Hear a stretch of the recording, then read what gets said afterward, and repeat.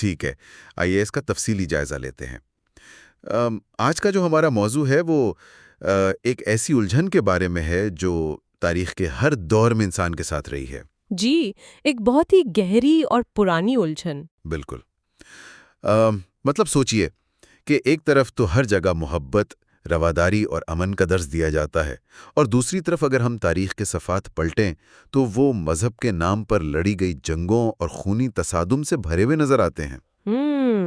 یہ ایک ایسا تضاد ہے جو ہر باشعور انسان کو سوچنے پر مجبور کرتا ہے۔ تو آج کی ہماری اس بیٹھک کا مرکزی سوال بھی یہی ہے کہ کیا واقعی کوئی مذہب انسان کو برائی، ظلم یا نفرت کی دعوت دیتا ہے؟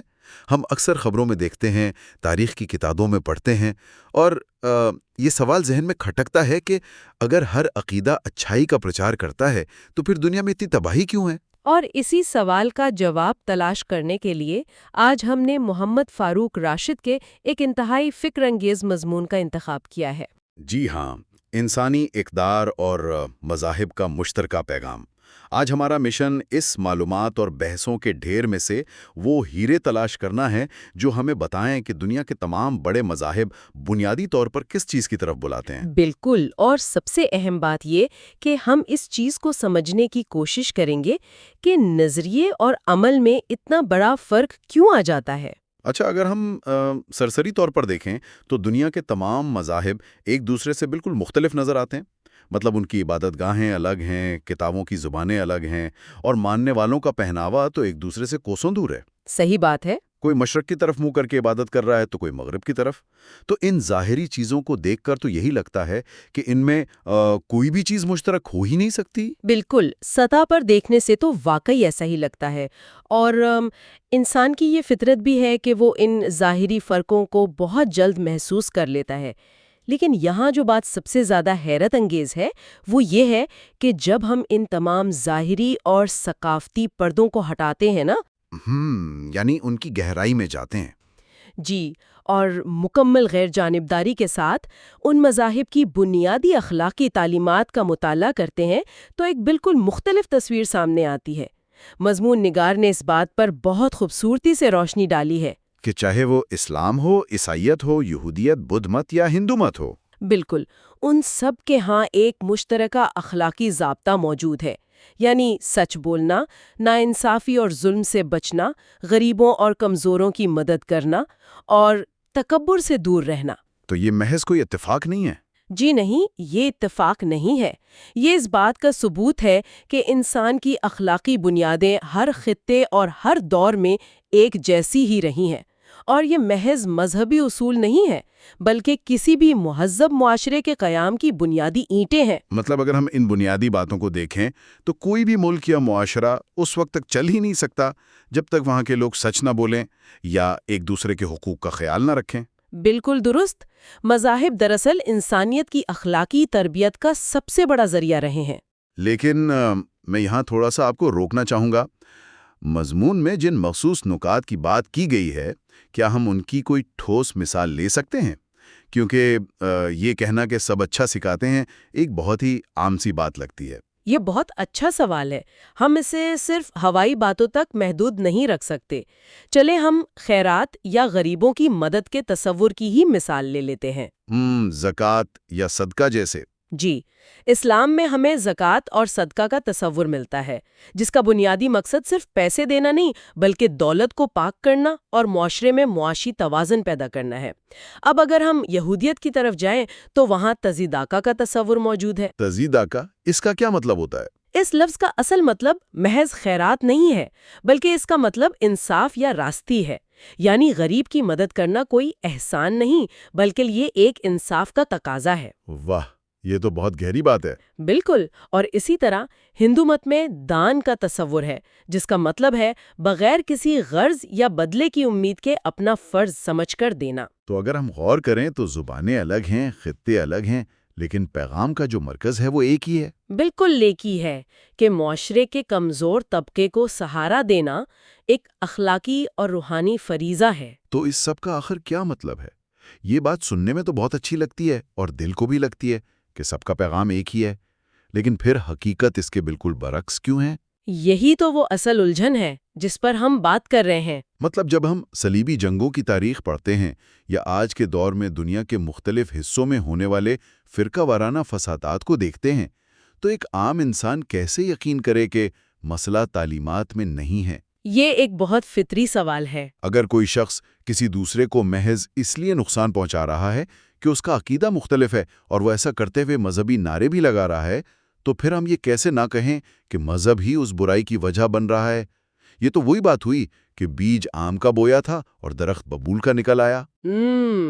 اگر ہم اسے وسیع تر حقائق اور بڑے منظرنامے سے جوڑیں تو ہمیں مذہب اور انسانی نفسیات کے درمیان ایک بہت واضح لکیر کھینچنی ہوگی۔ یعنی نظریہ اور انسان کا اپنا عمل۔ بالکل۔ مضمون میں اس تضاد کا انتہائی گہرا تجزیہ کیا گیا ہے۔ حقیقت یہ ہے کہ برائی کا منبع مذہب کی تعلیمات میں نہیں بلکہ انسانی رویوں، لالچ اور طاقت کی ہوس میں چھپا ہے۔ تو جو میں نے صلیبی جنگوں کی بات کی، وہ اس بات کو سمجھنے کے لیے ایک بہترین حوالہ ہے۔ اگر تاریخ کا گہرائی سے مطالعہ کیا جائے تو وہ جنگیں محض بائبل یا کسی اور مذہبی کتاب کی تشریح کا نتیجہ نہیں تھیں۔ تو پھر ان کے پیچھے اصل محرکات کیا تھے؟ ان کے پیچھے یورپ اور مشرق وسطیٰ کے سیاسی حالات، معاشی کنٹرول، تجارتی راستوں پر قبضے اور بادشاہوں کی طاقت کو بڑھانے کے مقاصد چھپے تھے۔ لیکن ظاہر ہے عوام کو جنگ کے لیے کیسے تیار کیا جائے؟ اوہ اچھا، تو اس کے لیے مذہب کو ایک آلے یا ہتھیار کے طور پر استعمال کیا گیا۔ بالکل صحیح سمجھے آپ۔ بادشاہوں اور طاقتور طبقوں نے اپنے ذاتی اور سیاسی مفادات پر مذہب کا غلاف چڑھا دیا۔ مطلب یہ بالکل ویسا ہی ہے جیسے لوگ ٹیکس بچانے کے لیے قانون میں چور راستے ڈھونڈتے ہیں یا ٹریفک کے اصولوں کو اپنے فائدے کے لیے توڑ مروڑ لیتے ہیں۔ بہت زبردست مثال دی آپ نے۔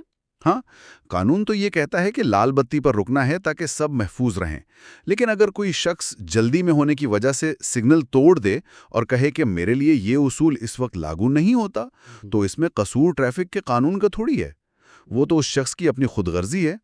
تو کیا مذہب کے ساتھ بھی انسانوں نے یہی کچھ کیا ہے؟ 100% ایسا ہی ہے۔ انسان نے ہمیشہ اپنے فائدے کے لیے راستے نکالے ہیں۔ جب کوئی شخص طاقت حاصل کرنا چاہتا ہے یا کسی دوسرے گروہ کی زمین پر قبضہ کرنا چاہتا ہے تو وہ یہ نہیں کہتا کہ میں لالچی ہوں اس لیے میں حملہ کر رہا ہوں۔ ظاہر ہے وہ تو کوئی ایسا نعرہ لگائے گا جو لوگوں کے جذبات بھڑکائے۔ بالکل، وہ کہتا ہے کہ یہ خدا کی مرضی ہے یا ہمارا عقیدہ خطرے میں ہے۔ اس طرح وہ اپنے ظلم کو ایک تقدس کا روپ دے دیتا ہے۔ صحیح۔ اس لیے یہ سمجھنا انتہائی ضروری ہے کہ جب کوئی شخص مذہب کا نام لے کر ظلم کرتا ہے تو وہ دراصل مذہب کی نہیں بلکہ اپنے ذاتی مفادات کی پیروی کر رہا ہوتا ہے۔ ہمیں انسانوں کے ذاتی اعمال اور مذہب کی اصل خالص تعلیمات کے درمیان فرق کرنا سیکھنا چاہیے۔ تو ہم کسی ایک ظالم شخص کے عمل کی بنیاد پر پوری کی پوری اخلاقی روایت کو کٹہرے میں کھڑا نہیں کر سکتے۔ جی بالکل نہیں کر سکتے۔ یہاں بات واقعی بہت دلچسپ ہو جاتی ہے، کیونکہ چلیں اگر ہم یہ مان لیں کہ کچھ لوگ تو جان بوجھ کر اپنے مفاد کے لیے مذہب کا غلط استعمال کرتے ہیں، تو ان لوگوں کا کیا جو واقعی سچے دل سے یہ مانتے ہیں کہ صرف ان کا راستہ ہی درست ہے اور باقی سب غلط ہے؟ یہ ایک الگ نوعیت کا مسئلہ ہے۔ مطلب جب بنیادی پیغام ایک ہی ہے تو مختلف مذاہب کے درمیان اتنے زیادہ اختلافات کیوں پائے جاتے ہیں؟ یہ الگ الگ فرقے، یہ بحثیں، یہ سب کہاں سے آ گیا؟ اس سوال کا جواب دراصل تاریخ اور ثقافت کے ارتقاء میں چھپا ہے۔ جیسا کہ ہم نے بات کی کہ بنیادی اخلاقی اصول تو ایک ہیں، لیکن ان اصولوں کو نافذ کرنے کا طریقہ اور ان کی تشریح ہر دور اور ہر خطے میں مختلف رہی ہے۔ یعنی مقامی حالات کا اثر ہوتا ہے۔ بالکل، کوئی بھی مذہب کسی خلا میں تو نہیں اترتا نا، وہ ایک مخصوص زمانے، حالات معاشرتی ماحول اور ایک خاص زبان کے اندر پروان چڑھتا ہے۔ اس کی کوئی مثال دے کے سمجھائیں گی؟ فرض کریں ایک مذہب جو ریگستان میں پروان چڑھا، اس کی مثالیں، اس کی کہانیاں اور اس کے استعارے پانی، سائے اور سفر کے گرد گھومیں گے۔ ہاں، کیونکہ وہاں کے لوگوں کے لیے وہی چیزیں اہم تھی۔ جی، اور جبکہ ایک مذہب جو کسی سرسبز و شاداب وادی میں آیا، اس کی زبان اور رسم و رواج فصلوں اور دریاؤں کے گرد گھومیں گے۔ وقت کے ساتھ ساتھ لوگ ان ثقافتی اور جغرافیائی طریقوں کو ہی اصل مذہب سمجھنے لگے۔ تو گویا ہم نے پیغام کی روح کو چھوڑ کر اس پیکنگ یا اس غلاف کو ہی سب کچھ سمجھ لیا جس میں وہ پیغام لپیٹ کر آیا تھا۔ بالکل، ہم نے اصل پیغام کو پسے پش ڈال دیا۔ اور پھر ظاہر ہے زبان کا بھی تو ایک مسئلہ ہوتا ہے نا۔ ایک دور کی بات جب صدیوں بعد دوسری زبانوں میں ترجمہ ہوتی ہے تو معنی بھی تو بدلتے ہوں گے اور پھر سمجھنے کے انداز بھی۔ بالکل، اور یہیں سے تشریح یا انٹرپریٹیشن کا فرق پیدا ہوتا ہے۔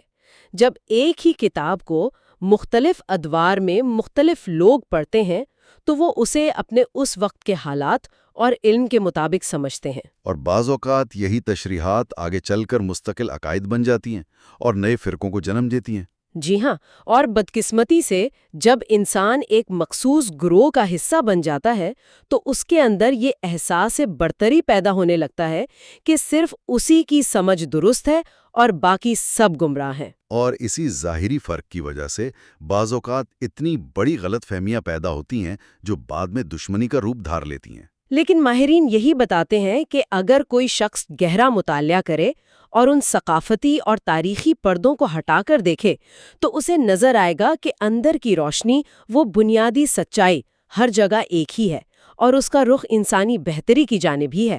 اس ساری بات چیت سے ایک چیز جو بہت واضح ہو کر سامنے آ رہی ہے وہ یہ ہے کہ فرد کی اپنی ذمہ داری بہت بڑی ہے۔ بالکل، سب سے اہم بات ہی یہ ہے۔ ہم اکثر ساری ذمہ داری کسی کتاب، کسی نظریے یا کسی نظام پر ڈال کر خود بری و ذمہ ہونے کی کوشش کرتے ہیں۔ لیکن اگر ہم آج کے دور کی بات کریں تو ہم دیکھتے ہیں کہ لوگ سوشل میڈیا پر واٹس ایپ فارورڈز یا یوٹیوب پر 30 سیکنڈ کی کٹی ہوئی ویڈیو دیکھ کر ایک دوسرے سے لڑنے مرنے پر تیار ہو جاتے ہیں۔ یہ آج کے دور کا بہت بڑا المیہ ہے۔ کسی مذہبی کتاب کے ایک جملے کو سیاق و سباق سے ہٹ کر پیش کیا جاتا ہے اور اس کی بنیاد پر نفرت کا ایک پورا طوفان کھڑا کر دیا جاتا ہے۔ تو ایسے میں جب معلومات تو بہت زیادہ ہیں لیکن فہم بہت کم، تو انسان کیا کرے؟ آپ نے بالکل آج کے دور کی سب سے بڑی اور سنگین حقیقت کی نشاندہی کی ہے۔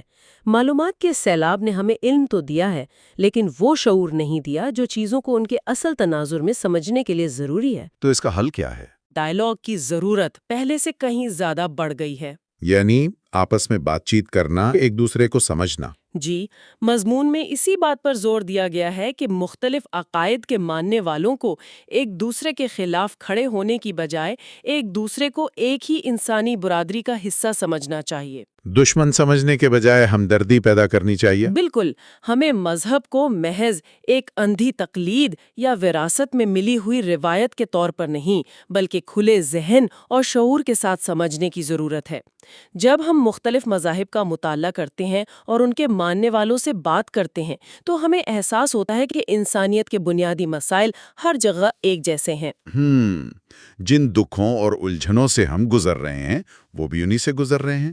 انسانوں کے بنیادی خوف اور ان کی امیدیں سب ایک جیسی ہی ہیں۔ جی، اور مکالمہ وہ واحد راستہ ہے جو اس دیوار کو گرا سکتا ہے جو ہم نے غلط فہمیوں اور لا علمی کی بنیاد پر کھڑی کی ہے۔ مطلب سیدھی سی بات یہ ہے کہ کوئی بھی مذہب یہ نہیں کہتا کہ آپ جا کر دوسروں پر ظلم کریں۔ ہم صرف لڑنے کے بہانے ڈھونڈتے ہیں، اور جب ہمیں کوئی اور بہانہ نہیں ملتا تو ہم مذہب کا نام استعمال کر لیتے ہیں کیونکہ یہ سب سے زیادہ جذباتی موضوع ہے۔ بالکل درست۔ آج کے اس تفصیلی جائزے کو اگر سمیٹا جائے تو اس ساری گفتگو اور ہمارے آج کے ماخذ کا نچوڑ بہت سیدھا اور واضح ہے۔ دنیا کا کوئی بھی فکری یا مذہبی نظام برائی کی ترویج نہیں کرتا۔ ان سب کا اصل کام اچھائی اور انصاف کی دعوت دینا ہے۔ اور برائی صرف اس وقت جنم لیتی ہے جب انسان اپنی کمزوریوں اور مفادات کے لیے اس کا استحصال کرتا ہے۔ جی بالکل، اور یہ جاننا ان تمام افراد کے لیے بہت اہم ہے جو علم کے متلاشی ہیں، کیونکہ یہ شعور انسان کو دوسروں کے عقائد کو برداشت کرنے کا حوصلہ دیتا ہے۔ جب ہم یہ سمجھتے ہیں کہ سب کی منزل ایک ہے تو پھر ہمارا ایک دوسرے سے الگ ہونا دشمنی نہیں بلکہ ایک خوبصورت تنوع کا روپ دھار لیتا ہے، اور ہم ایک پرامن اور تعاون پر مبنی معاشرے کا حصہ بن سکتے ہیں۔ یہاں ایک انتہائی اہم سوال پیدا ہوتا ہے۔ جی بتائیے۔ اگر تاریخ یہ ثابت کر چکی ہے کہ تمام مذاہب کی اخلاقی اقدار بنیادی طور پر ایک جیسی ہیں اور ساری خرابی انسان کے اپنے سیاسی، معاشی اور ذاتی مفادات کے لیے مذہب کے استحصال سے پیدا ہوتی ہے، تو پھر آج کے اس گلوبل اور ڈیجیٹل دور میں ہم ایسے کون سے سماجی اور فکری حفاظتی نظام قائم کر سکتے ہیں جو ان خوبصورت مشترکہ اخلاقی اقدار کو دوبارہ کبھی ذاتی طاقت یا جنگوں کے لیے ہتھیار بننے سے روک سکے؟